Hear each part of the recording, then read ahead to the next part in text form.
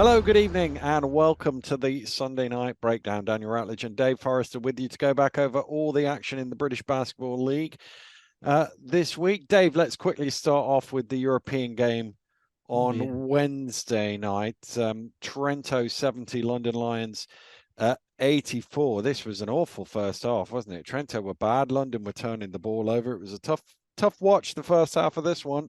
I think London had a look at the standings beforehand and remembered, this is a team that would beat quite easy, because they came out with a lack of any intent. It was actually, the most interesting thing about this game for me was the Pert halftime chat from, you get a question and and Coach Smith actually had a purpose about him when he responded to that question, which I think he finished off with "we'll not be as bad in this half" or something like that. And one thing I learned being around players and being around the teams, that there is a code, for what you say and what you don't say. And saying something like that is about as critical as a coach is ever going to be of his team. I don't think I actually use the word "as bad." I think he says maybe we'll be better this half or something like that. Which to someone listening, says, that's good if he thinks they're going to be better. But what it kind of rings in my brain is he's just absolutely gone through them in the locker room. That's what it means, because of the lack of focus in what they were doing. And they came out and they asserted what they where they should have been throughout, with the physicality a little bit, I think. And Trento, the first half, I don't remember the second half much, but I remember the first half, which was basically London in drop coverage and not going over screens and them knocking down, 15-footers for fun and then getting pushed off the ball and just being weak, and not dealing with the physicality. And in the second half, once they picked that up, then suddenly the calls go their way. Who'd thought it? Yeah. They were much better in the second half. They edged ahead, but it wasn't until they had a 16-2 run in the fourth quarter that they made the game safe. But it always looked like it was going to be a comfortable win in the end, as you say, after halftime. Matteo Spagnola had 13, Dorian Atkins 13 and 9, Diego Flaccadori 11, Decker 23 points and 10 rebounds, Kufos 14 points and 10 rebounds. Best and Zubcic both had 12. I've watched so much basketball since then. I don't really remember much of that. Because the mission this week was to watch every minute, so every minute has been watched. Yes. Now I'm wishing it wasn't, because it's now all floating around in my head. Yeah, well now see. Well, we had the rare 5-game. The 5-game slate. Everybody was playing. We have had a 6-game day in the SNB era. I looked it up. It was in the trophy in February 21. We did have 6 games in one day. The 5-game slate is when the word goes out for anybody who's ever sat on a table or refereed. Get your gear on. Yeah, we're running out of people. So you pulled a late one, Dave, going till 2:16 in the morning to watch all the games. Morning, that was the challenge. I thought, what I did was I managed not to know any of the scores. It's always kind of more fun, I think, watching it if you don't know the scores, because there's a bit of jeopardy there, and your mind doesn't kind of zoom off because you know what's going to happen. So I thought, I'll stuff this. I'll just keep going, and it was fun actually. I think I got most of them right. So we'll see. So it did make me look up what would be the biggest nightmare in Sunday Night Breakdown land. And actually, there was a 14-game day in 1995. Right. There was 11 first round. In the old days of the Cup, when the BBL teams didn't come in until the third round. So most of the games on that day were BBL Cup games, but I'm assuming you were at the trophy game. Newcastle Comets 74, Doncaster Panthers 84. Any recollection of that, Dave? No, I didn't think so. 1995. That might have been, how early in the season was it? It was the 30th of September 1995. I probably was there actually. I missed the 19. There was one year the first year the sporting club I was in America coaching football till November, so I missed kind of beginning but of the Comets was before the Sporting Club, so it was wasn't 97. it? So was that the first game at the? That might have been the first game. It might have been the first game at the Arena. In which case it was there. I was there, definitely. I remember how cold it was. And all the seats weren't down either. It was a bit of a warehouse in the beginning, wasn't it? Yeah.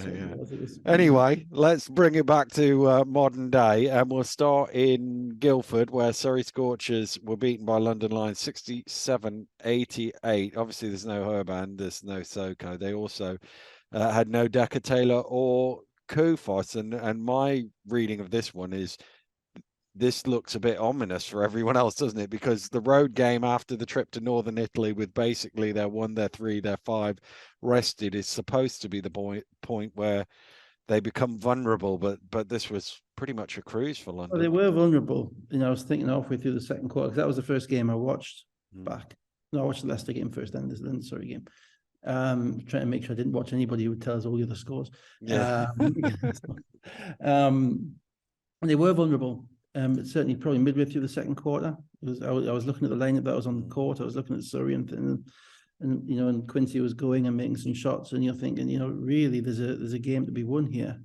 There's a couple of things about obviously London basically, rested virtually everybody. They had, Best and Nelson were their two main, and Sharma was a big guy, but they were the two main kind of scorers. And you have to think that as a coach, as a team, that gives you a slight opportunity, because you can really focus on locking those guys down. London's bench units. Bradley Kubota is going to be a player, but he's nowhere near a point guard yet. Nowhere near a point guard. And they were asking him to run the offense. And there were times when I'm looking at it and thinking, well, look, you get a bit of spurtability, you get a bit of a run going here, and more than that, if you focus on the guys you've got to focus on and make somebody else beat you, you might just have a shot. Yeah, they didn't really do that, because they let Nelson go left and shoot his threes, they let Best get into the lane and make his plays, and then everybody else did what they're meant to do, and they play good defense. London. So Surrey struggled with their size. What I could see, they struggled with their length. They don't have much.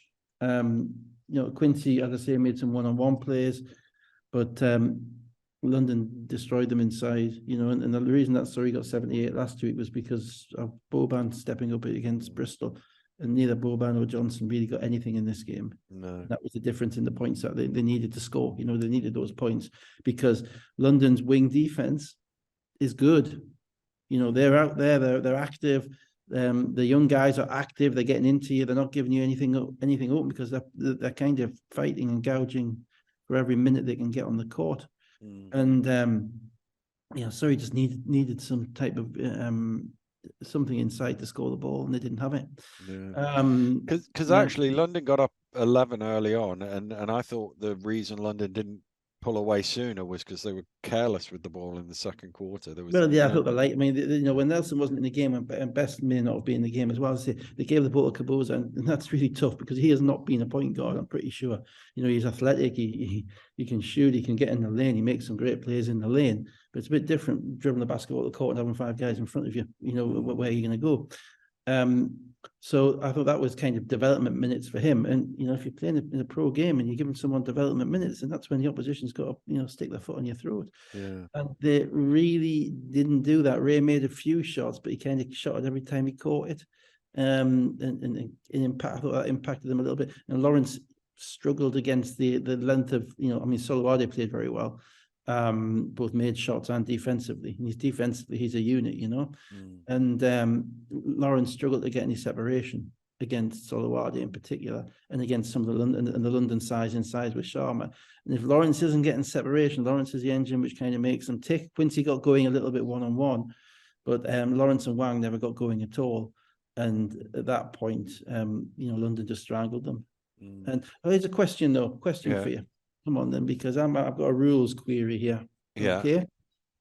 Certainly at one point in the first quarter, obviously London have got so many players not playing, then they can't all be on the bench, right? So Sam Decker and a couple of others on the baseline. Yeah. Right? Now, at one point in the first quarter, Sam Decker is actually, if the whistle's been blown, he's actually basically on the court. He stands up to give a bit of advice to one of his teammates. Certainly, maybe not on the court, but in the meter separation area. Yeah. And then subsequently at a timeout, he crosses the corner, the 3 yards from where the table is to the bench, to join the timeout, and a couple of the other guys did as well. Right now, being the pedantic soul that I am, right, I don't think that's allowable. If you're not on the bench, I don't think you can just join the bench when you want to have your input. And I honestly don't know, but actually you do see it a lot in the European games where anybody who's not playing because they're injured or, they're whatever reason, tends to sit on the baseline exactly where those three players were sat, and you do see a bit of that. Yeah. Now in the BBL, I do know that we have a limit in relation to how many people can be on the team bench. Yeah. Yeah. And the question, and this sounds all remarkably pedantic and unnecessary, but it's a rules-based question for anybody who knows is that, he's in the huddle, but what happens if he shouts something inappropriate at a referee whilst he's on the sideline? Now, that is that a bench technical? It's not, because he's not on the bench, but he's involved himself being on the bench. Yeah. Right? And I'm not saying he did shout anything. I'm not saying he would anything like that. But it's an interesting question because obviously this is going to impact on London all the way through, and they do at the Lions games, they do sit at the end. There is, and there always has been a limit. I think it's 16. Yeah. On the bench, or 18 on the bench. I know that because Neil Wilkinson once told us when he sent a 19-year-old to the other side of the room, sent Ross Wilson to sit on the baseline during when we were at Sports Central in a game. Ross was an 18-year-old kid who was injured, and we had one too many. And I know, and that rule I know is still in place. So yeah, that's one for the rules geeks out there. What level of involvement is somebody who is a spectator allowed to have in the game if they're not on the team sheet? Yeah. Anyway, that's the most interesting thing I can come up with to say about London because they were just too competent and too straightforward for Surrey. Disappointed with Surrey. Yeah. Disappointed, not so much that they didn't make plays, but disappointed that they had a shot there. There was vulnerabilities at London to attack. We've been saying that they've got a little bit better, and they just weren't. They didn't appear to be up for it, or they didn't appear to have the willing, the ability to make plays. That sounds fairly basic. That's why we didn't make plays. Yeah, right. But there were guys there they could have gone at, and there were guys they could have tried to shut down, and I didn't see it either, unfortunately. And so I thought it wasn't a good portent of things to come in the EuroLeague years. Indeed. I can't remember if I said London scored the first 11 points of the third quarter to lead 37-54, but if I didn't, they did. And that was that. Taylor with 18, Lawrence with 16, the only two players from Surrey in double figures. They shot 38% from the floor and 25% from three-point range. If their two guards scored 34 out of how many? 58? 67. 67. They got up to 67. So they scored half the points with two guards, and none of them were easy. Best was 4 of 5 from three-point range for 18 points. Nelson was 3 of 4 from behind the arc for 17 points. Sholawari 3 of 6 from behind the arc for 11. They were 14 of 28 from 3 points. And that's what I mean. If you're looking at that lineup and you've got Welsh Ume on and you've got Kaboza in and Sharma's made a 3 actually in this game, but he's not going to. That's just to prove I was watching. But he's not going to shoot a lot of them. You can't let Nelson and Best go 7 of 9 for 3. You've got to be running. You just can't. You got to make them dribble the basketball and pass it to one of the other guys and make them make a shot. Yeah. And that's what frustrated me. So I hadn't picked up those numbers, but that's basically how I felt during the game, which is, look, these guys are the guys that you're going to harass them all over the court and make somebody else beat you, and they didn't do that. And I'm beginning to see that there are teams are slipping into patterns, and it's part of the thing about having a 36-game regular season and seeing teams regularly.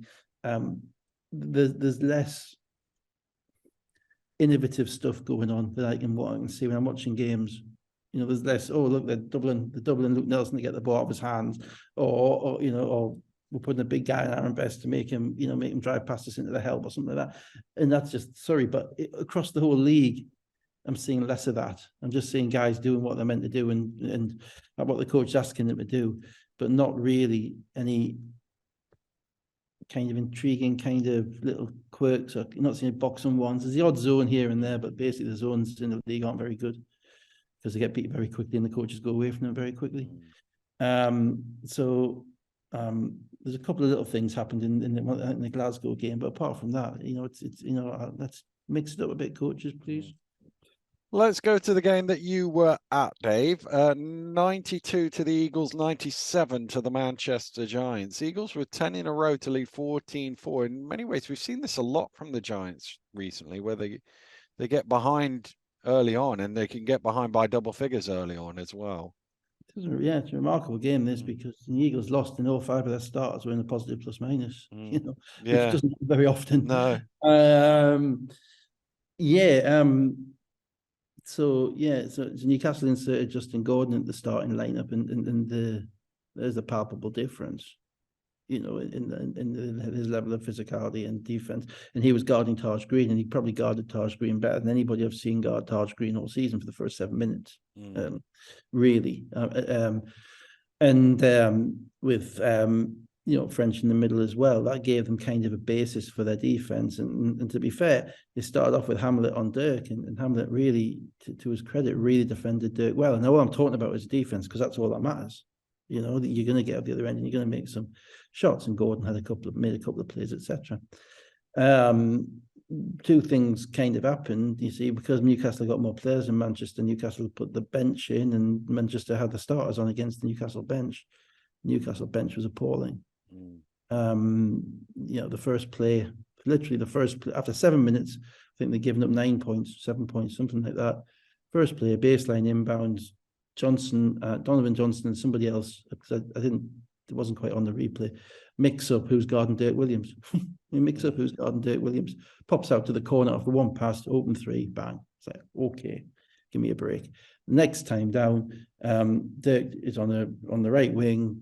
Someone makes a fake screen from it, doesn't really try. Johnson's guarding him. Johnson sags off him. Dirk just looks up, boop, pop, another 3.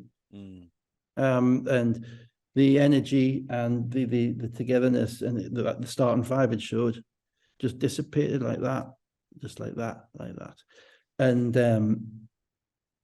I thought in this game, Johnson and Kennedy were horrible. Just Donovan Johnson. Yeah. In fact, I've watched every game this week.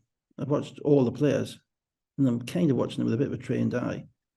And I'm trying to to look at stuff. And the one thing I've noticed in every single game is that everybody is playing hard. You don't see, even the guys who you think might be a bit flaky or a bit temperamental, they're playing hard. Right? They're doing what they need to do, whether they're winning or whether they're losing. They might be playing for, maybe they might be playing for their jobs or whatever, but they're playing hard. I didn't see that from either Kennedy or Donovan Johnson in this game. I saw them doing what they were just going through the motions. And because Manchester are a team you just can't do that against. Your defense has to be on the ball from the beginning. The other thing I said was we've seen Manchester get behind. We've also seen them their spurtability, to use your phrase, and they. But when you don't guard them, most teams have that, Yeah, they had 17 points in the first quarter, and then they had a 16-5 run at the start of the second quarter in 4 minutes to lead 33-32. Yeah, and that was and that was in the trying to get the bench, trying to get some rest for some of the guys, and I understand that. Obviously, it's Justin Gordon's second game back, so it's tough to play 40 minutes at that speed. But the problem is, if you're coming up against teams who are playing their starters at that point, then that's your opportunity for the starters to put the opposition bench away, and that's what happened. Now, you say they had 17 in the first quarter, but they only had 7, I think, at the 3-minute mark. Yeah. So they scored 35 in the second quarter. So they had 45 points in 13 minutes. That's like, you didn't get a stop, it's 3.5 minutes. Yeah. That's about as bad as it can get. And which means you're in a scoring race. But it comes down to attention to detail and, attention to scouting reports and taking away things from the opponents. And the only guy from Newcastle who could guard William Lee was Darius, and Darius got a cheap second foul. And after that, the advantage. What's so good about the Fletcher and Lee thing is that Lee doesn't need to dribble the ball to score. He's actually better when he doesn't dribble the ball, unless he's going maybe one dribble from the top or something like that, So he's direct, and Fletcher just gives them the ball wherever he needs it, in rhythm, in his shooting pocket every single time. So Lee finishes and Fletcher sets up, and they did that. A couple of things for the refs, because I know they were watching. Yeah, can we get to the weirdness? Well, there was two weird parts of the first half. The first one was they missed in the first quarter. They missed a horrific shot clock violation, where Manchester put the ball up with 1 second to go on the shot clock, missed the basket by about 3 feet. For some reason, the table reset to 24. Yeah. And the refs went across to the table and said there's 14. And nobody turned around, and nobody seemed to. And Stu was on the sidelines saying exactly the same. It didn't hit anything. I'm saying it didn't hit anything. Yeah. And nobody seemed to ask it. They didn't seem to ask each other whether it hit anything. Yeah. So that was just bad. Bad communication, because I went back and watched it on the video just to check I'm not making things up. And the second one, well, other than that, it wasn't a badly ref game at all, to be honest. It didn't impact the game. But the second one was in the second quarter, there was a time when Dirk Williams came out. Yeah. So it's 4 minutes. It's 4 minutes to play in the second quarter. There's a timeout. Yeah. And Dirk comes out of the timeout, but he basically only walks as far. It's almost like a footballer who gets injured on the side of the pitch and then just walks onto the pitch. But he just sat down. Yeah. And it was right in front of the Manchester bench. So Eagles have a base inline ball at the other end of the floor.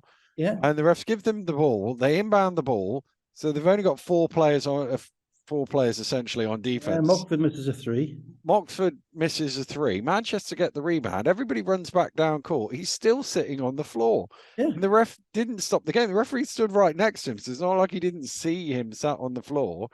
And then Vince is going mad that the game hasn't been stopped. And then because he's going mad, it gets stopped. But then he gets a technical as well. Well, I'm not sure. Well, to be honest, I'll be guided by this one. But the player came out. If this has happened during play, of course. Yeah. The player came out for a timeout. Yeah. After a timeout and didn't participate in the game and sat a foot on the floor. Yeah.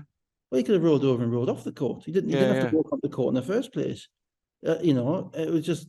So if I'm a ref, I'm like that. I'm thinking, look, you're the one who's just come out of the timeout. But when Manchester get the ball back, you stop the game. In every other known circumstance, if there's an injury during the course of play, right? But there wasn't an injury during the course of play because he literally walked a foot onto the court and sat down. Yeah. I think you're right. I think they should have stopped the play, but he walked a foot on the court and sat down. So I think it must have been something to do with his shoes, something like that, because he came back on a couple of minutes later. He went off to the locker room, came back on. But it was weird. Yeah, it was so weird. If someone sat down, he stopped the play and got the ball, but why was he there? What was he doing? Why didn't he just anyway? But what then happened was that Gordon went down the other end, 2 massive steps from the 3-point line with nobody else anywhere near him. Went up, had his wrist slapped, and because of all the nonsense that's going on, ref signaled a sideline ball. Is about as egregious a sideline ball call I've ever seen. There wasn't anybody who could have passed. Sometimes you get them where the players picked it up and the foul's committed, and then they take 2 steps and they wave it off, and you go, well, actually he's picked the ball up, so where else is he going? But that one was after the 2 steps, and he was going up, and it was like he couldn't pass it to anybody from where he was. And I'm going to say this to the I say the rest were all right in this game. There's nothing to do that, but don't go giving each other fist bumps every time out. If one of you makes a mistake like that, and the other 2 just stand there and watch. Right, because I don't necessarily blame, because there might be things going on, in the single ref's mind, and he's just he makes it happens. People make judgments, and it's just not the right judgment. It's not the right mistake. It's not the right decision. But you've got 2 mates to help you with that. Right, and they've got to come together and say, no, hang on, that's 2 shots, because all the players are lined up at the foul line. Stu was getting a pretty impressive range of facial expressions in relation to the stuff that's going on, but on that. I mean, it was just, I was on the side. I was, 6 feet away from it. I'm looking at what's going on. But anyway, so that was kind of 50-48 at the half. And then in the third quarter, Manchester got rolling. Newcastle dried up a little bit. And Dirk Williams and William Lee show.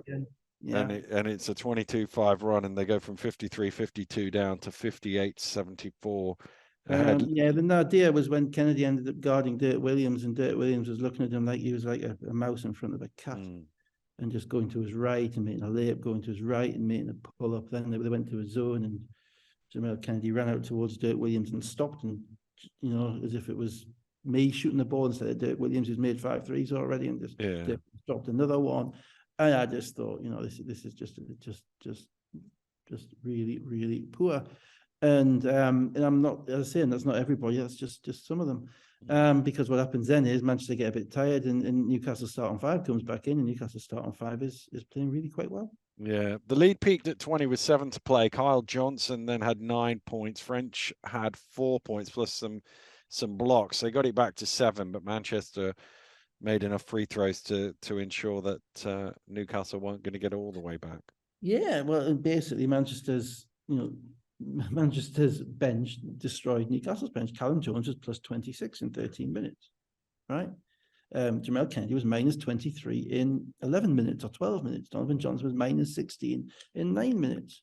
That is just not something that any team is going to be able to sustain. Who knows? Who knows what's going on? I don't actually know what's going on. But Justin Gordon comes in, he starts, and suddenly Donovan Johnson decides he's not going to guard anybody. Dummy's being spat on his shoes. Dummy's being spat indeed.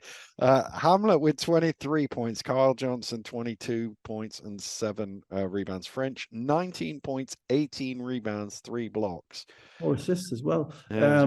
He's a really interesting. He's a really interesting player. I mean, he's unlike any center I've seen in the league for a long time, because he's undersized, but he blocks shots and kind of a bowling ball, and he can pass and he can do lots of things. And he probably actually, for his development, he probably needs just to nail down one of those things, particularly his finishing around the hoop. Because if he gets that down, then everything else is going to be easier. But there's one play in the fourth quarter when they're down by like 12 or 13, and he chased Taj Green down the court and blocked him on a fast break.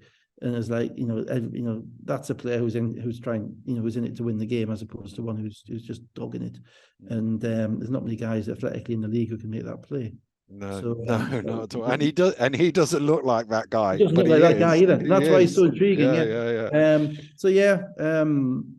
Manchester, Ramon ran the team nice. He didn't have to go too far. William Lee scored when he needed to. But Justin Gordon was like plus 12 in this game, and he only took 9 minutes off or 10 minutes off. And they lost the other 10 minutes by 17. Gordon a problem. Had 19 points and 8 rebounds was the last score I didn't give there. For Manchester, Dirk Williams 28 points, 6 of 9 from 3-point range. Lee with 27 points and 8 rebounds, 11 of 13 shooting, and Robertson had 11. Look, Dirk's really good. Dirk is really good, by the way. Breaking news, in case you'd missed it. But if you give somebody who's really good the chance to be really, really good, he will be. And and ultimately, if he's not the first name on your scouting report, then you got a problem. And I think he was, because they defended him really well for 6.5 minutes. Yeah.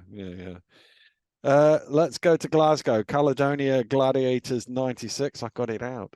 Plymouth City Patriots 80. Obviously, no Fraser and Burns is gone. Jawan Daniels into the starters for Plymouth. Ty Gadsden and Jules Dangakoda, their other new signings, coming off the bench. Sloan with 11 first quarter points as the Gladiators leapt out to a 10-point lead early on. Yeah, Burns has gone as well, hasn't he? Burns has gone back to Canada. Burns has gone. Yeah. Firstly, Jawan Daniels, intriguing. I think he already leads the league in shoulder shrugs and expressive looks.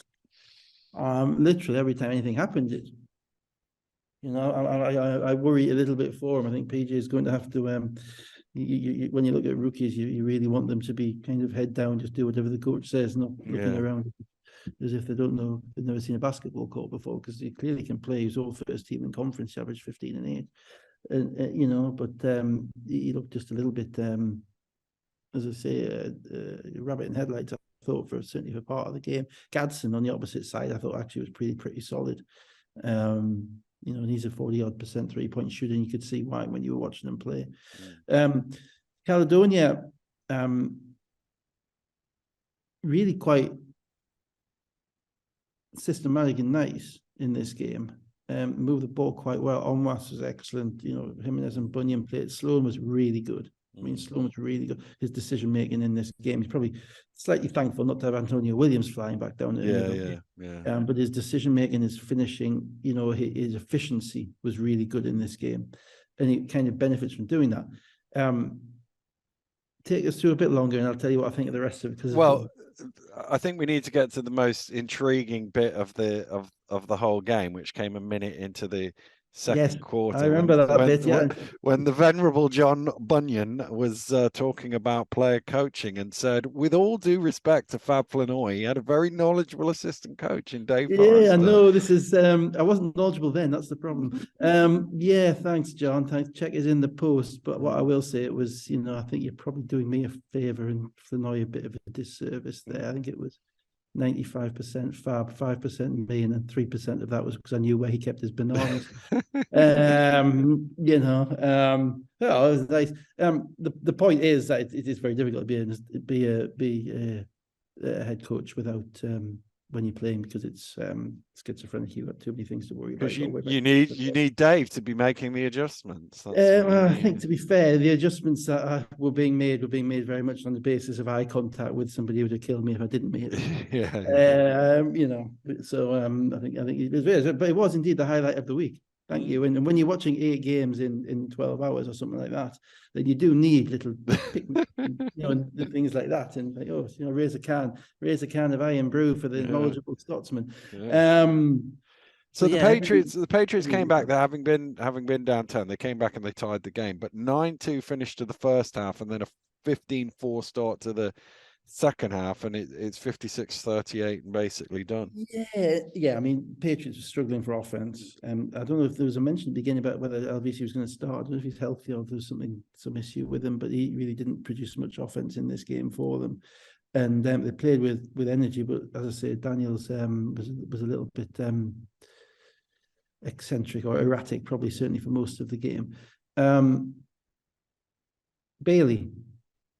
Jeremiah Bailey played this game like he was Magic Johnson or someone straight out of the Harlem Globetrotters. He had 7 points, he had 6 turnovers, he had 9 turnovers against Newcastle last week. There's an issue. There was not an issue there, but there's something that Gareth is going to have to sort. And I know that because Gareth benched him for the last 7 minutes of the game, even though the game was kind of, and Glasgow and Caledonia played better than they did the rest of the game because they moved the ball, everyone got where they got to do, and they didn't have him throwing no-look passes and doing no-look layups and doing all sorts of close to disrespectful stuff, right? And we'll watch that going forwards as to how that dynamic continues with him. But I know Gareth, who was probably the ultimate no-frills basketball player in relation to doing the right thing at the right time. Yeah. I guarantee you, watching that tape, we will not be particularly impressed with some of the things that Bailey was pulling. And that happens sometimes with rookies. They're doing really well, and they're scoring on everybody, and then they decide they're going to be a distributor this game, and we're going to get on the highlights, and we're going to, no plays. It won't last. No. It won't last either way. Either he'll stop or he won't play.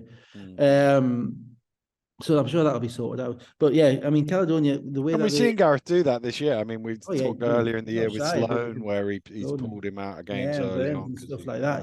But it's interesting. It's just indicative of a player's mindset as the season goes on. It's hard. You're constantly looking for new challenges, new things, and sometimes that can get in the way of the team goals.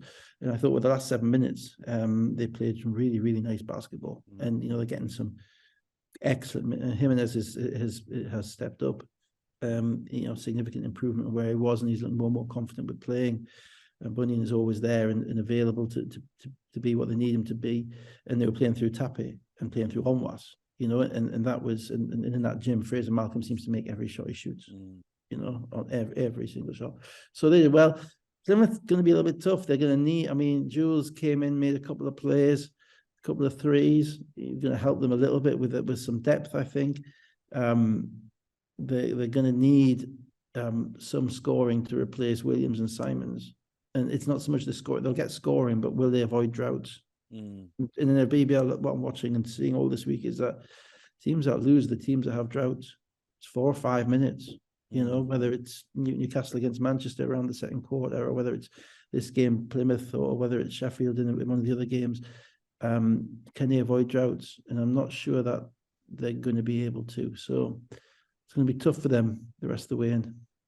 It is, yes. So Sloan top scored 29 points, 9 of 12 shooting. He was 8 of 8 from 2-point range, 10 of 13 from free throw line. He also had 5 rebounds, 5 assists.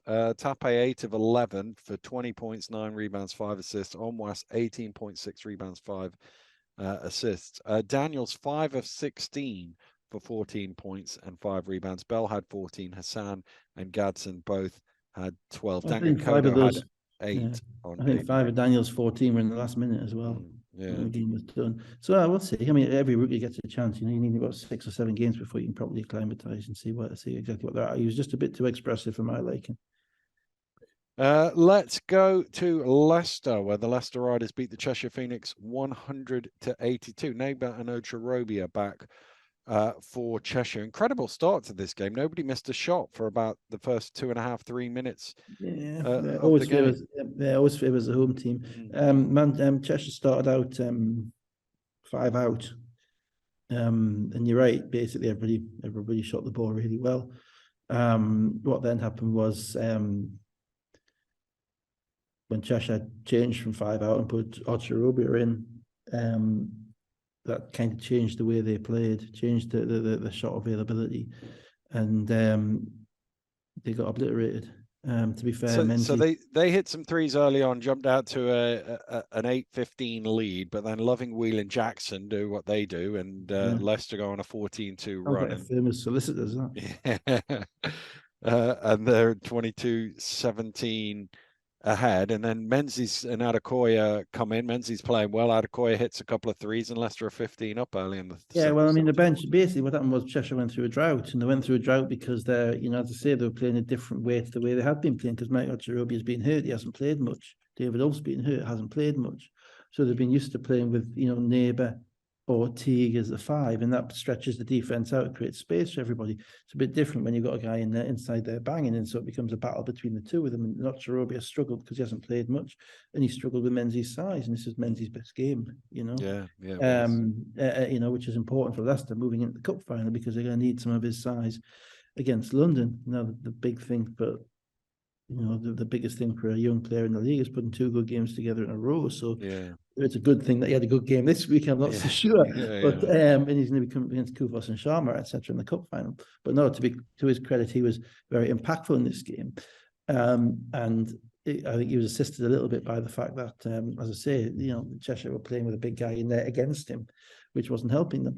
And at that point, I did watch all the game, but I was, every time that someone scored, I was pressing the 5-second button to get it over half court, because it became a little bit routine, I thought, in relation to Leicester scoring, until Larry Austin turned up at the beginning of the third quarter and decided he was going to start playing. Before that, we've got to pick up on the Bandu injury. 2.5 minutes to go. He's driving to the basket, plants his left leg, his knee goes out, his leg comes up.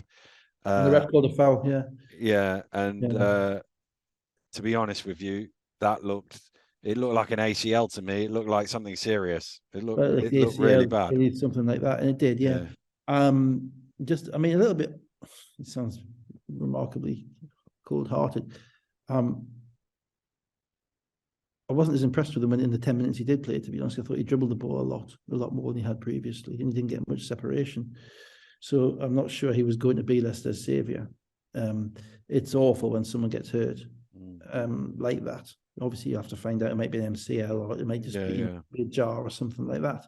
But basically, it was a non-contact injury, and non-contact injuries are the worst.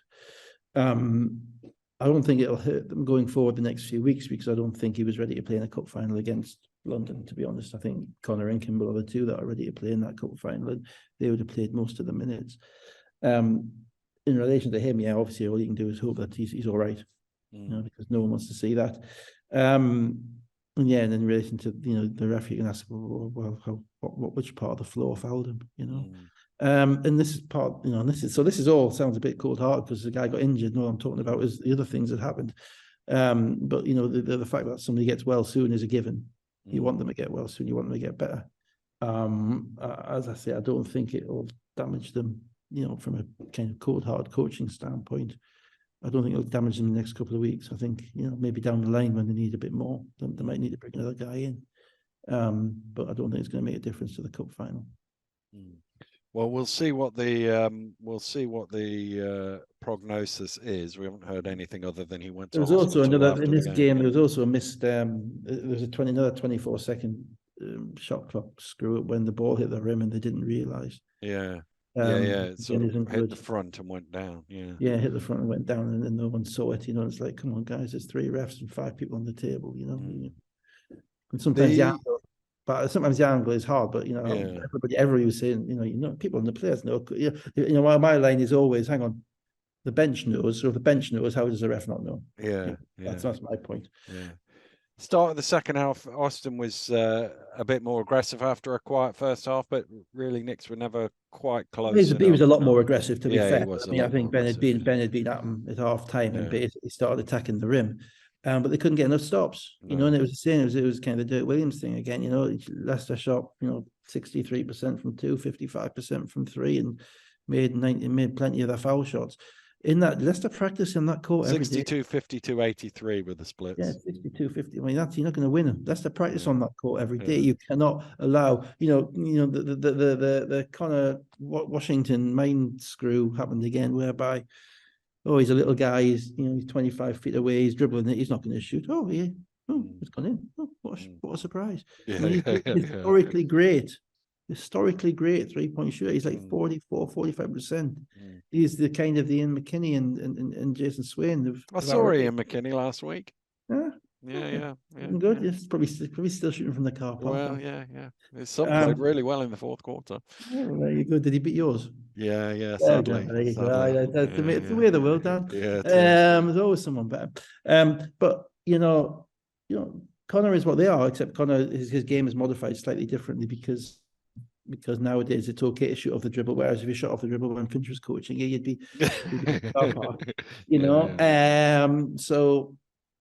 and teams that go under screens or just kind of keep the hand down on him, just find it incredible.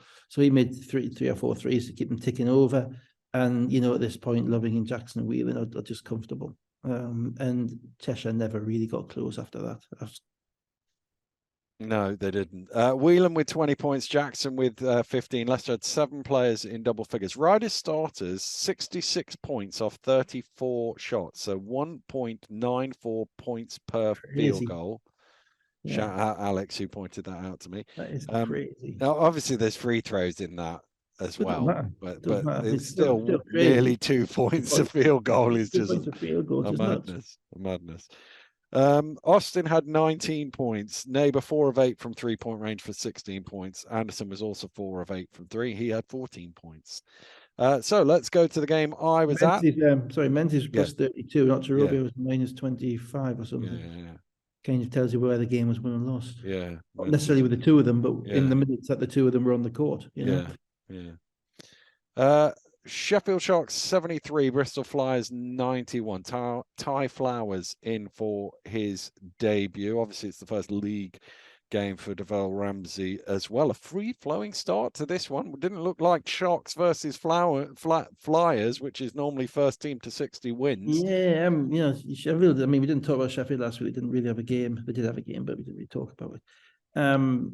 They've kind of remade their whole team with 2 changes. They've literally certainly their offense is literally kind of thrown out what was going on before Christmas, and they've absolutely kind of reconfigured entirely. They've brought in basically a point guard in Ramsey. They're playing Glasgow almost entirely off the ball, because Nelson was kind of handling when Ramsey wasn't. They've brought in Flowers, who's a shooting kind of big shooting wing, as opposed to a back down rebounder like Oganyemi. And they also rolled out in this game the Ratinho at the 4 lineup that they used for much of last year as well. So they've gone from being over big to actually slightly undersized in 2 fell swoops in relation to the changes that they've made. On the face of it, I think they're going to be positive changes. I don't think what they had was sustainable. Whether they're, when I say how positive they are, will depend on basically how good they are. Ramsey, I think in particular, has shown over 2 games, has shown he's going to assist them to get easy baskets, and he showed a little bit today against London that he's got a jump shot as well. So I think he's probably going to help Flowers. I'm out on. I'm not sure how. I'm not sure what his. He's got a great resume. Oh, he's got a great resume. 20 yeah, points a game. Yeah, he's clearly a guy who can score. But I'm not sure what his route to minutes is in that Sheffield team, because you know, if Nichols is playing the 4 for 25 minutes a game, and then, you know, then it's either, you know, Flowers for the 15. But in this game, it was Routinho, and they played with Nelson, Glasgow, and Ramsey. Routinho at the 4, one big spaces of court, because Routinho's shown he can do that. So if Routinho's going to eat some of those minutes as well, you know, then Flowers is going to have to be really good to get in on that, because Kipper's going to be playing, and Jordan Routinho is probably going to be the Iron Man this year. He's probably going to play more minutes than anybody else. So some of them might end up there when Tiva wants his 3 guards on the court. So I'm a little bit out on his fit at the moment. We'll see where that goes. Bristol just keep rolling, and the reason is that they appear. There's a number of reasons, but one thing that really struck me watching them this week is, you know, they appear to be a team without ego. Yeah. Court. Yeah. You know, they've got there's chutzpah, and there's brashness, and there's showmanship. That's not that's not ego. There's a difference. Ego is what shows between players. Or with the coach, you know. There's always that thing, and while you're winning is the thing. But whilst you're winning, everybody is happy, and you know, and everybody's playing for each other. But you know, they sub a lot.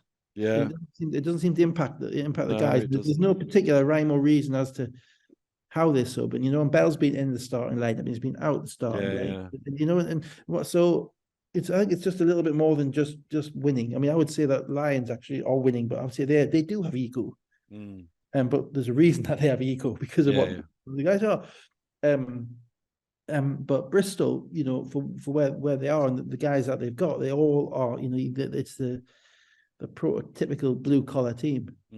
You know, occasionally they get, as I said last week, a bit higher in their own supply, and they're riding that nobody believes in us sort of thing. I believe their group chat is a picture of them bottom of the table from the preseason predictions. Yeah, good for them. I mean, that's the thing. It doesn't take much, but that's all well and good. But I mean, ultimately, you know, that belief is one thing, but playing is another thing. True. You know, I mean, I always, you know, I think you can get individual motivation for individual games, but you can't for 21 games. You're gonna, you know, it's your regression to the mean. You're gonna even out with where you're at, and they're doing enough things and then they're tough to scout because it's a different guy every time.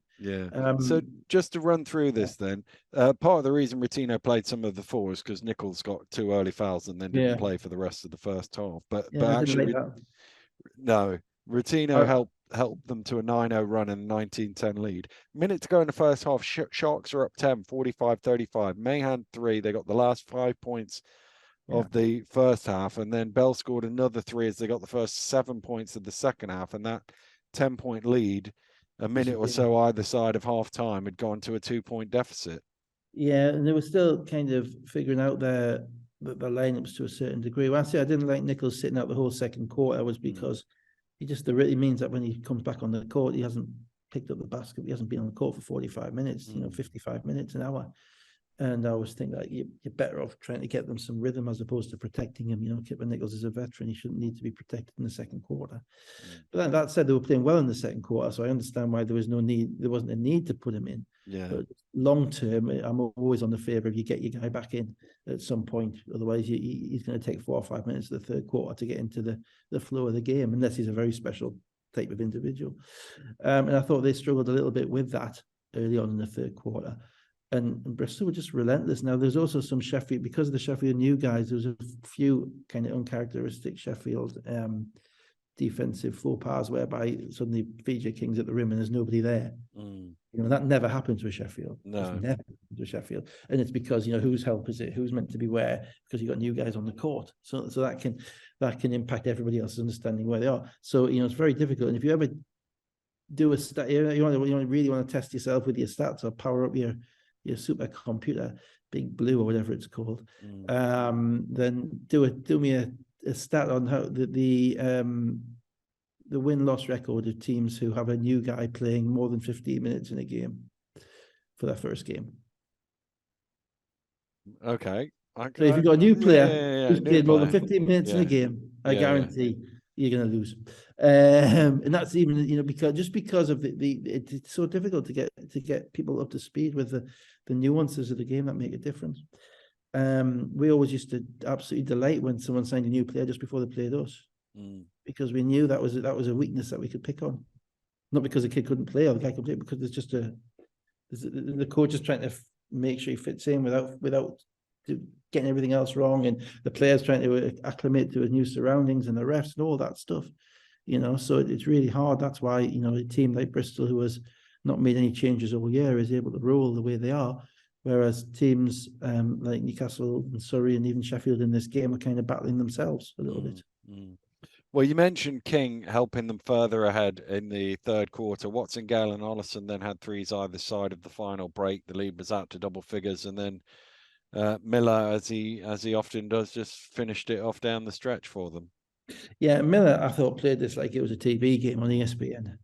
I thought he was just I thought he just absolutely dominated the second half of this game without actually without doing anything flashy. He was kind of the opposite of Bailey from Glasgow, He just got to his spots, pulled up and knocked down shots. I thought he absolutely, every time they needed a shot, he made a play. He got to where he needed to go, and he did it with a minimum of fuss.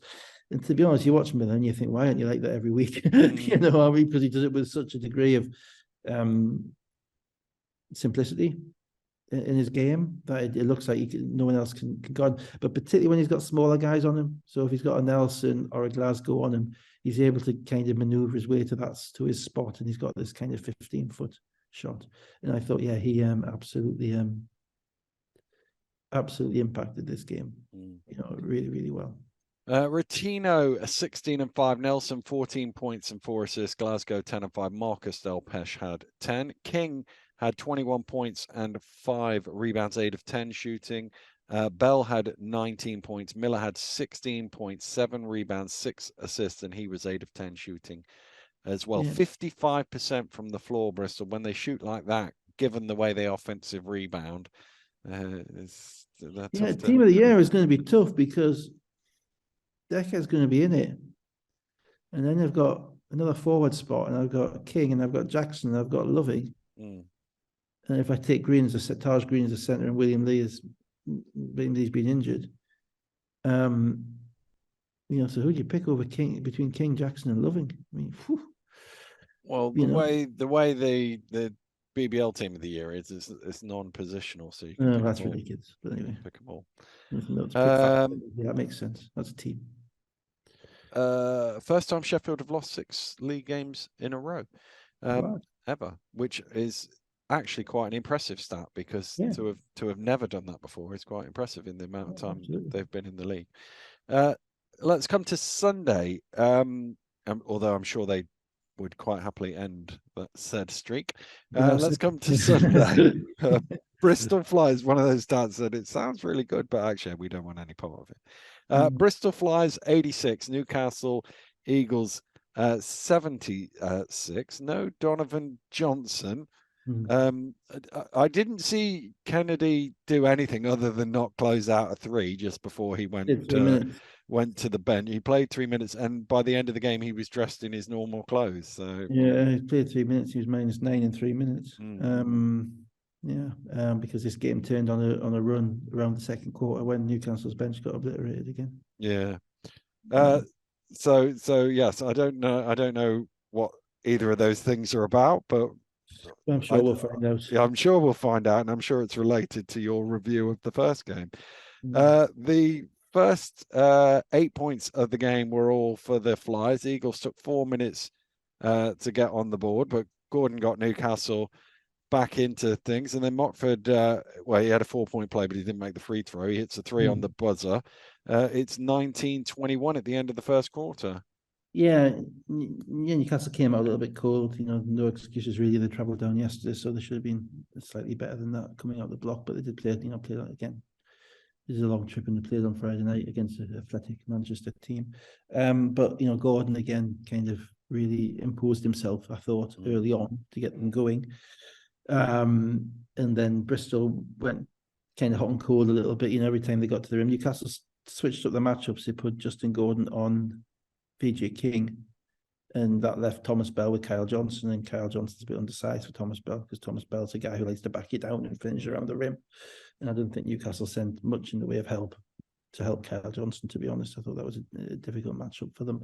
But it all kind of evened itself out in the first quarter, and, both teams made some plays. And as you say, Ben Watford chucked up a Hail Mary on the buzzer and it went in. And game on, beginning of the second quarter, and then the beginning of the second quarter was just a kind of a disaster for Newcastle.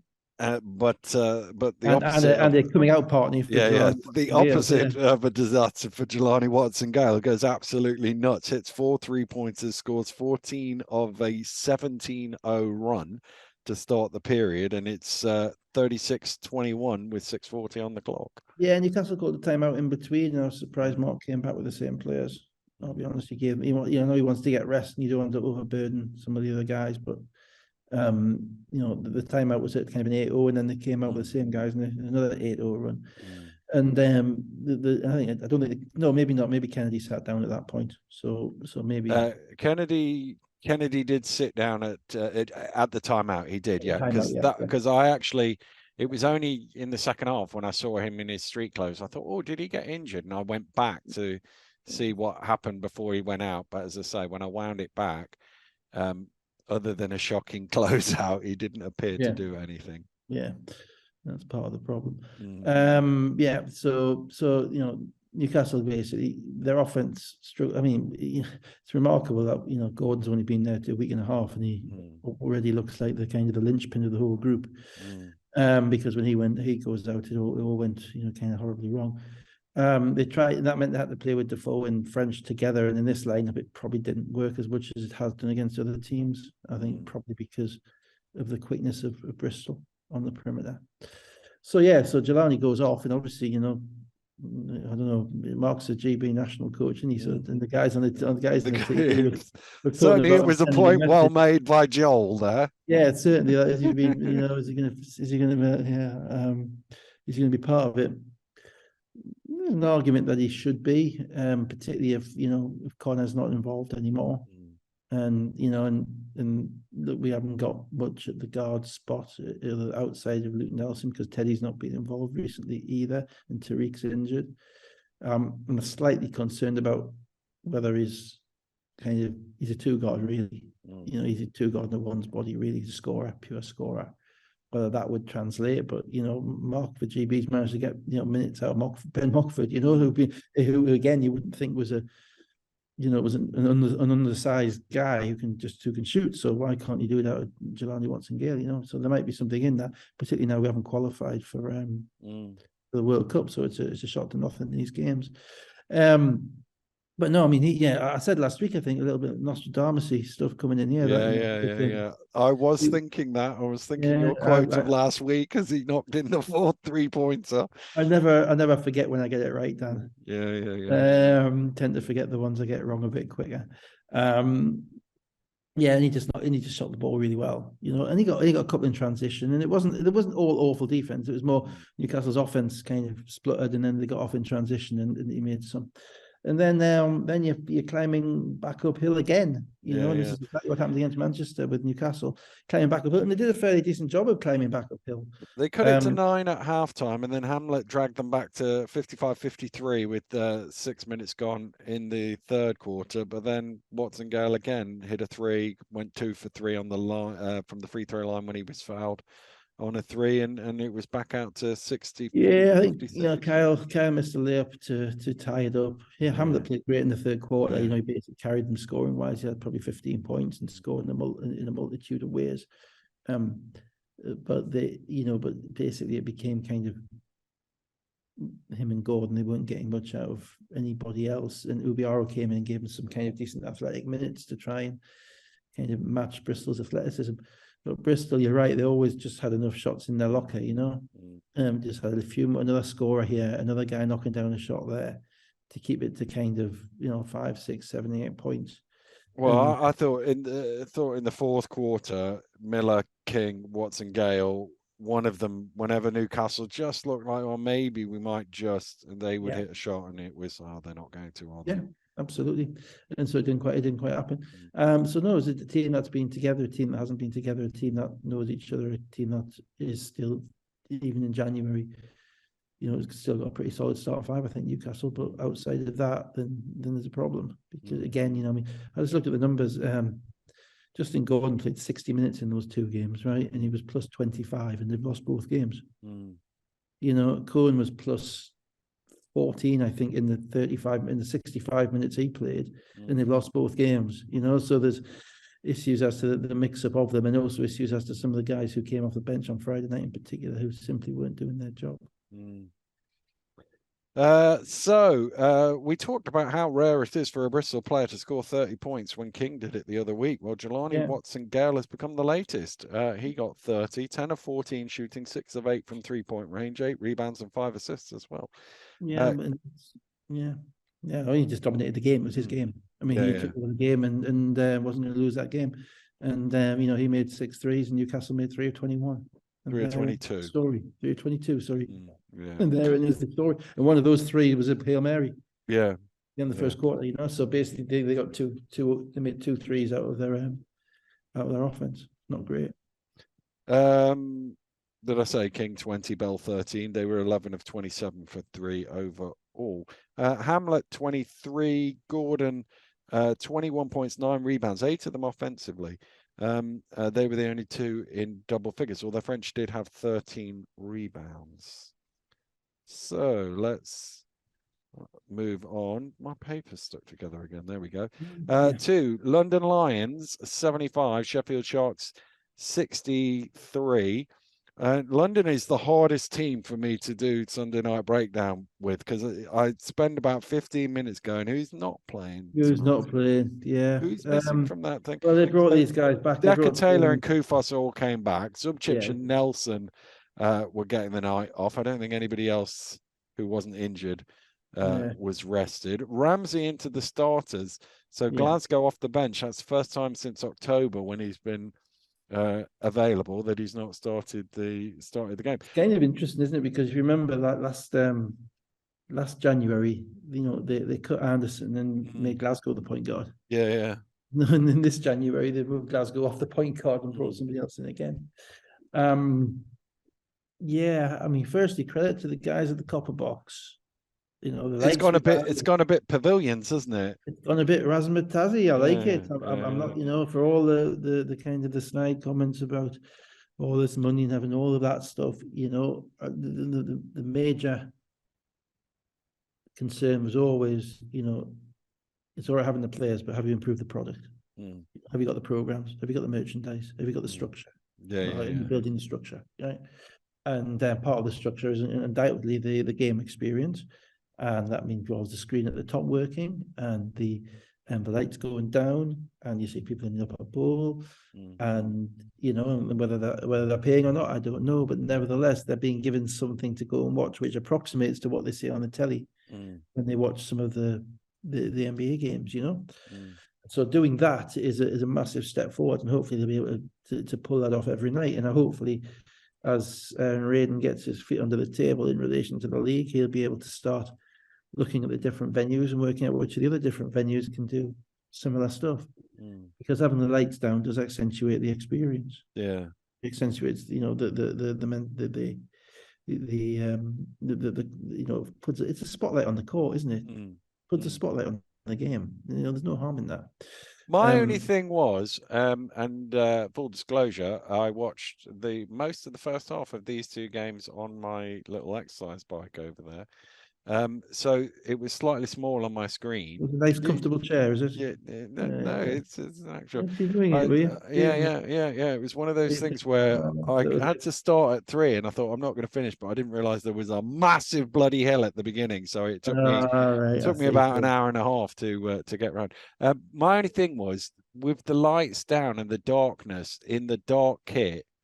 Yeah, that didn't help. I agree. I just thought maybe if they played in white, it would have looked. Yeah, it would have been more of a contrast, but that's I agree.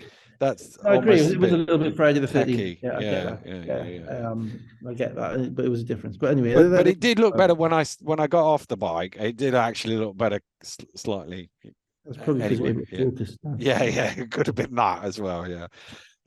This was a high-scoring game, actually, and whilst I was pedaling away, I was wondering how sustainable it was going to be for Sheffield, because we've seen London keep that going, and we haven't really seen Sheffield doing that, because they were ahead after 7 minutes, 19-21. I don't think I thought Sheffield really pushed the ball really well. I thought London were a little bit lax defensively. You know, I mean, Jordan Retino must have had 5 open threes in the first 7 or 8 minutes of this game, and that's not, you know, and that helps because they've got, you know, Ramsey is certainly more of a creator, and they've inserted him at the starter, and it allows, and Nichols is a spacer, so they're kind of a far more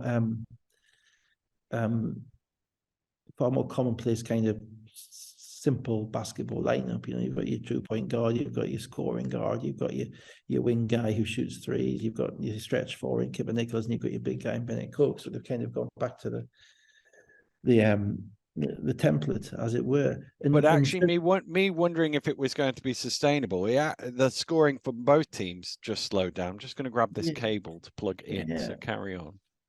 Yeah, well, I think the reason the scoring from both teams slowed down was because, as you say, Sheffield, they have bodies to integrate stuff, you know, so they have other guys to come in as well, and Flowers and Delpesh Delpesh struggles to kind of score quite as efficiently as Coke does.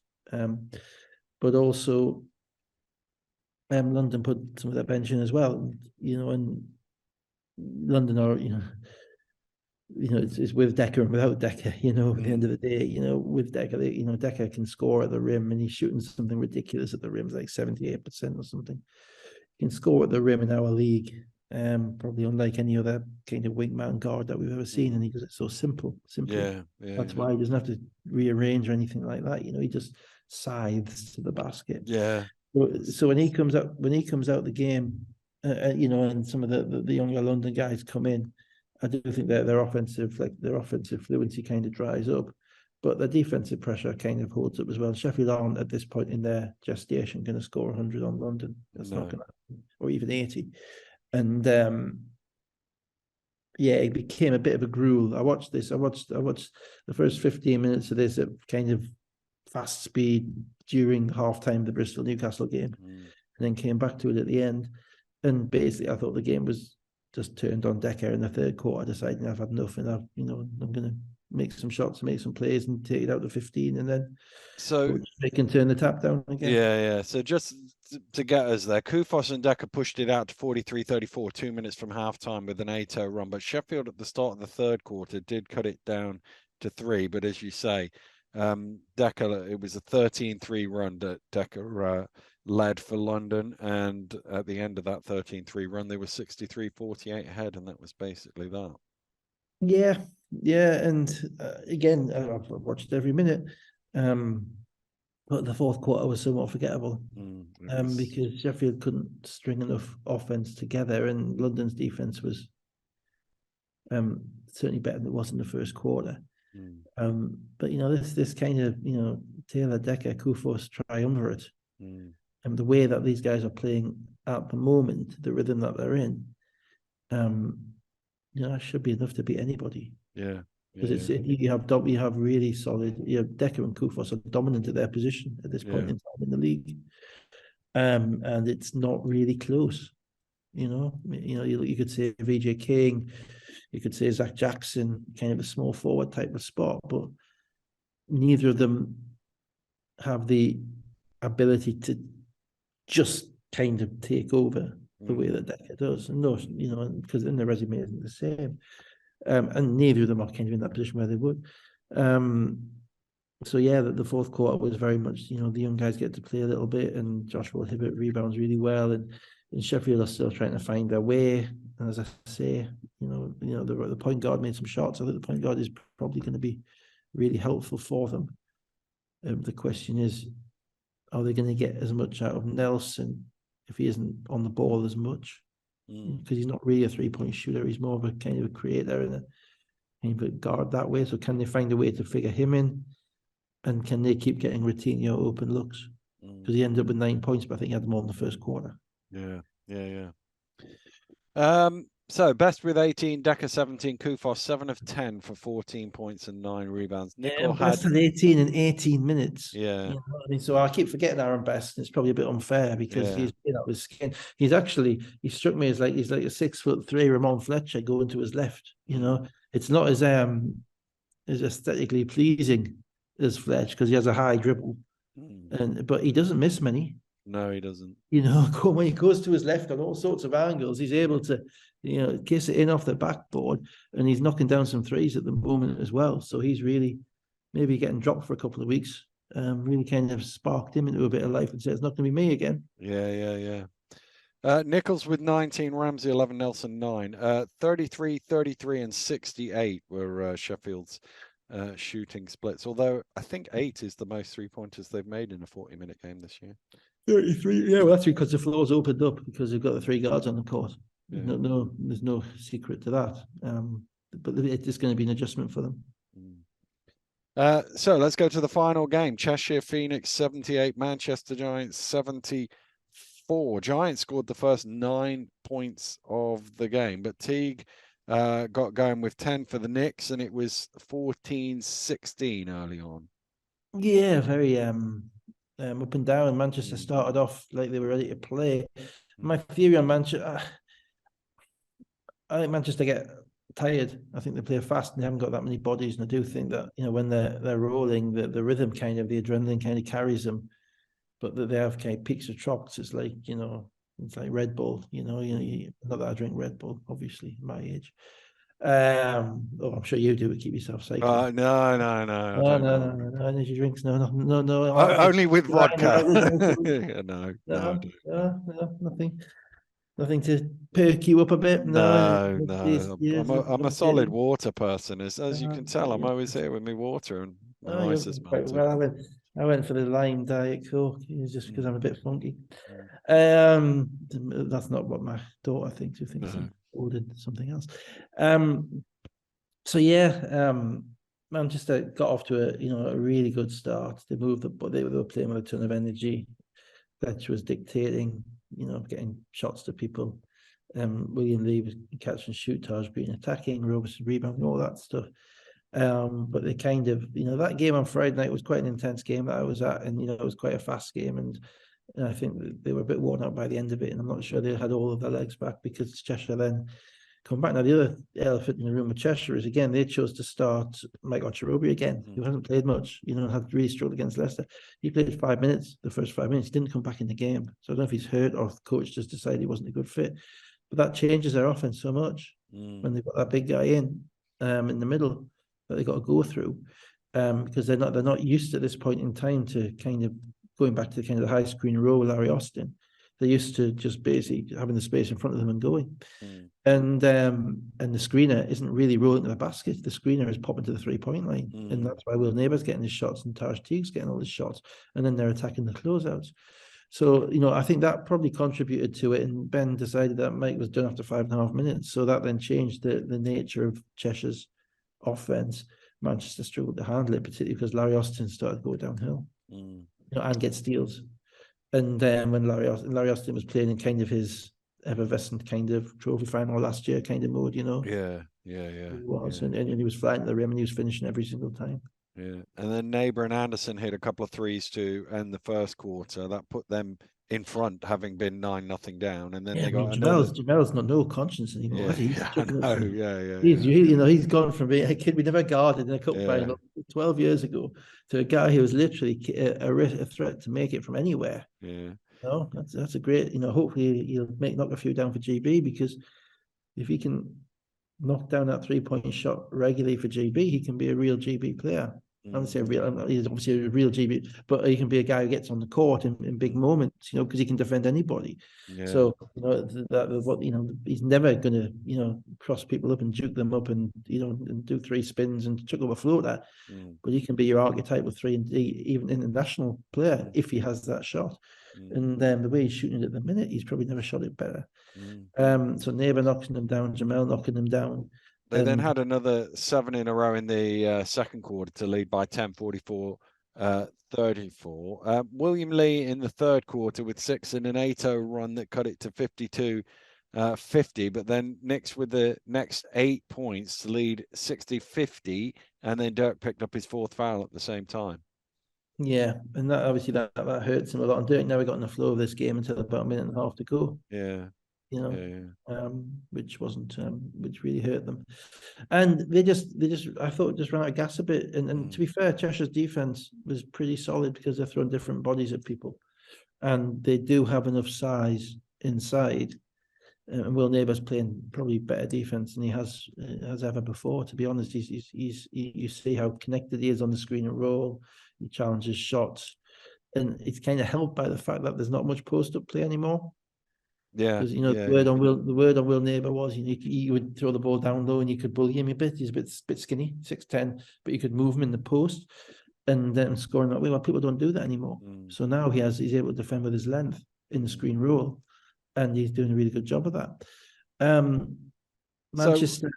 I was going to say, Lee helped the Giants score 7 of the last 9 points to 64-59, but then they didn't score for the first 4 minutes of the 4th quarter, Manchester. And this was the point. I think Fletcher was on the bench initially, and obviously Dirk was on the bench because of the foul trouble. And they end up 73-59 down as a result of not scoring. Yeah, and actually there was a time, I think, at the end of the 3rd quarter, no, maybe the end of the 2nd quarter, certainly the end of one of the quarters, I can't remember which, where they had Fletcher and Lee and Robertson on the bench, and they actually came back and made some plays, and they got a dunk for Green on the buzzer, I think, and got it back. And I was thinking, Cheshire really should have put the game away when those guys were out, and they didn't. But they weren't able to make enough.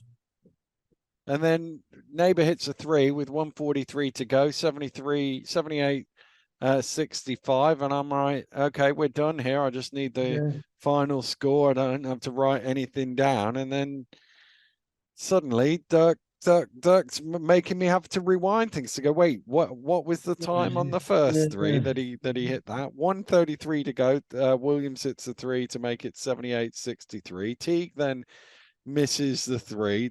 Dirk hits one in transition, 1:04 to go, 78-71. And this is the point at which I'm thinking, oh no, what's happened here? And then they ran some clock and Green blocks Anderson at the rim, and Dirk comes down and hits another transition 3 with 32 seconds to go. And it's 78-74 out of nowhere. And you're down by 4 with 32 seconds to go, 2-possession game, and you let them run 24 seconds off the clock. Yeah. Totally, utterly befuddled. Yeah. Well, totally. No, Dirk was guarding the ball. Obviously, Dirk's got 4 fouls, so Dirk can't foul. Yeah. So but he's just like, you can't win can't win if they're putting the shot up with 8 seconds to go and you're down by 4. I mean, so it was about 10 seconds to go as Austin went to the basket and Lee stole the ball away. Larry Austin's not even a great foul shooter. Marcus Evans has missed a few. If that were Larry Austin, you put him on the line and you extend the game, and they didn't do that. And we've kind of had a dearth of close games this week for me to get enraged about. So there's not been much to kind of critique and all this stuff. But I just didn't get that. I mean, the end of some of the closing of game opportunities this year, it's been like a bit weird. Yeah, I just don't get how you don't because as you say, 32 seconds to go, down 4. Your best case scenario playing defense is that you get the ball still down 4 with 8 or 9 seconds to go, which is, I mean, they did get the ball back with 10 seconds to go, down 4, but you've got Dirk running and having to try and hit a shot which missed, which wouldn't have helped them because there's only 2 seconds left when it shot it anyway. It was just a bit weird. And as I say, if you foul Larry Austin, if he makes 2 and you're still down 6 with 30 seconds to go, call a timeout, you're on Dirk off a screen, bang, down 3, then the pressure's on with 25 seconds to go and the game's going on. And so, no, I had no idea what that clock management was about for Manchester. What I will say, though, is those points might be important because Manchester were coming into the thing plus 20 on the head-to-head. And obviously Knicks now lead 2-1. With the last game in Manchester, so those points, they could have easily lost. That game could have gone away, and got back into the head-to-head, back into balance. But it could have. try and win. Yeah, try and win. Teague with 20 points and 9 rebounds. Austin 19 and 7. Anderson 11. Green with 18 points and 10 rebounds. Lee with 17. Dirk Williams with 13. He'd been 0 for 2 for 3 before the last 2 minutes. They were 5 of 22 from 3-point range, which bearing in mind that he went 3 for 4 in the last 90 seconds. Yeah, shooting variance. It'd be another interesting stat would be, that the overall percentage, I'm sure someone can do this for us, the overall percentage of threes made by road teams as opposed to home teams this season. Because, my guess is, the home teams will be probably 2 or 3 percentage points ahead of the away teams. And that, which doesn't sound like a lot, but it is a lot. Yeah. It's a lot over the amount of games that we're talking about. So let's there's 2 things you've given me there. One is 3-pointers home and away. What was the other thing earlier on? Yeah, it was about new players. New players. Okay. Yeah, it's gonna be hard, Dan. No, it's not. No, it's not. I'll be able to do that. Oh, actually, I missed something as well. I missed the 6 players on the court stuff at Newcastle. Oh yeah. Now, the 6 players on the court. Now, I don't know at what point you get a technical for 6 players on the court, whether it's the point at which the ball is passed to the player and therefore live, or when the ball is in court. Because actually, Robertson got off the court before the pass was made on the baseline. Yeah. But he was still on the court at the point at which Dirk was given the ball. Yeah. So I think I watched it back, and I think it was. But what was Mark doing at the halfway line as well? Because Robertson was trying to come off the court, and he was sort of in the way. I think he's pointing at the 6. He's pointing for the 6 players. Okay. I think looking at it, I wouldn't count that as 6 players. I think you've got to have a little bit of leeway. What I didn't like about it was the fact that they gave Stuart the technical first, and then went to talk about it. Yeah. So, my view of it is that if a coach is if you got the technical, going over out of his coaching box, he's way out of his coaching. Yeah, the coaching box. But everyone's out there. People are on the court, and I hadn't seen any warnings. But my view is on something like that. If you and it's on anybody, it's just like when Rob and Pablo are up for the non-shot clock thing. Coach is wound up about something that's happened that the refs haven't got. There's generally a reason. Right?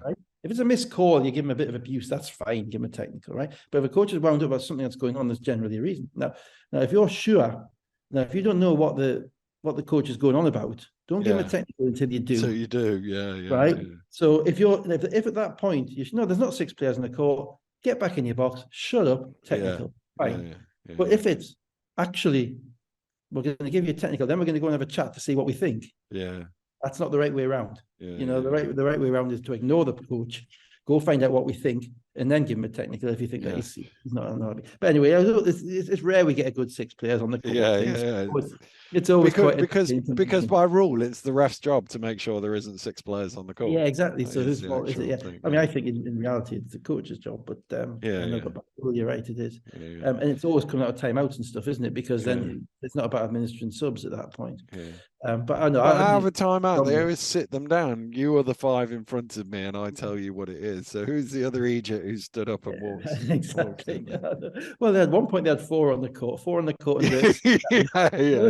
Sorry, average. They averaged 5 on the court all the time. Whether it was 6 or 4, they averaged 5 on the court. Yeah, but I mean, it was a bit of a non-story, really. I mean, they didn't get any advantage, and there was nothing there from it. So I understand why we didn't call that. I just think make sure you know what's going on before you tee somebody up for complaining about it first.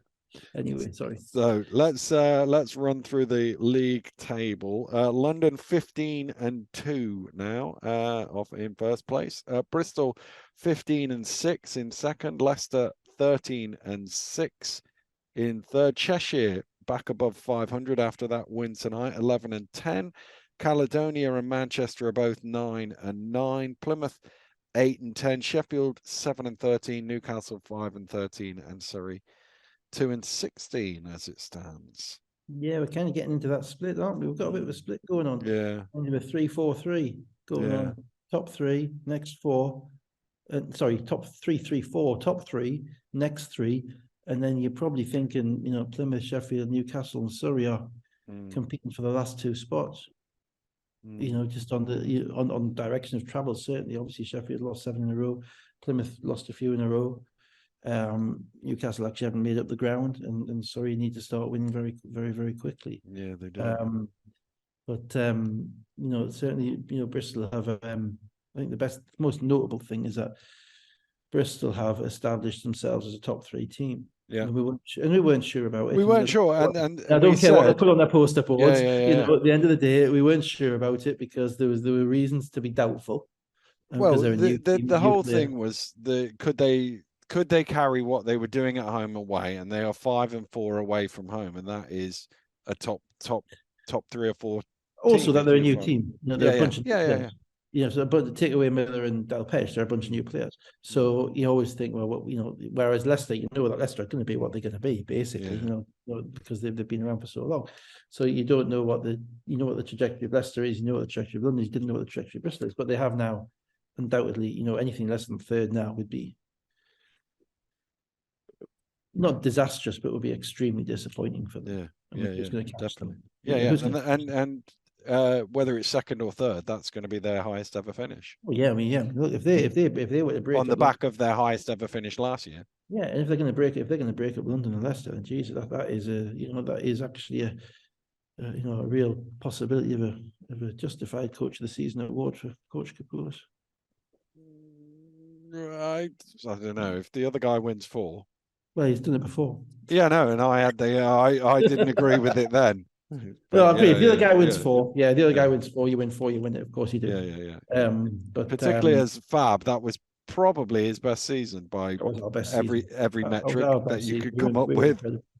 We lost to one team all season, lost to Worcester 3 times. Which is incredible. But I mean, you have to say, 15-6 with the resources that they have.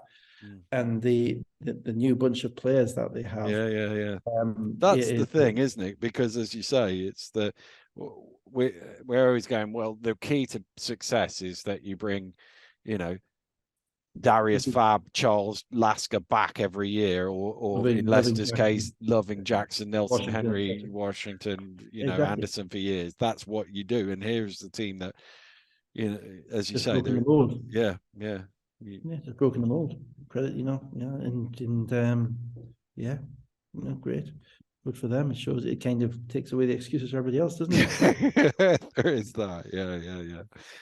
So that will do it for this week. Next week is cup final, so we'll have to work out how I'm gonna do that or what we're going to do, but we'll not air our production meeting on air for once. No, we'll work it out. I'll send you a text or something. We'll work out what we're going to do. That's about the level of our production quality. Yeah. So it might be Sunday night. It could possibly be Monday. We'll work it out. But in all the usual places, wherever you're listening or watching now, we'll be back at some point next week. Have a great week. Enjoy the 2 cup finals. And we'll be back again to do it all. Thanks, guys. Actually, I might live tweet the men's final again. Let's see. Live tweet. What I mean by live tweet is just predicting stuff before it happens. See if it happens. Yeah, because there's only one game to think about, and so I came saying, why is he doing that? Who's he doing that? So if anybody's really interested, at Shields Brief, check out, and we'll see if we can figure out what happens before it happens. But most of it will be pretty straightforward. I mean, it might help you guys on the commentary, obviously, if you've got some. Well, we'll obviously have it live to watch it so that we know what we're talking about. Dave. We'll see. I'll see if I can be bothered. I don't know. We'll see. Depends how close it is. Maybe in the 3rd quarter. We'll see. Yeah. Thanks, guys. Thank you very much. We'll see you next week. Goodbye.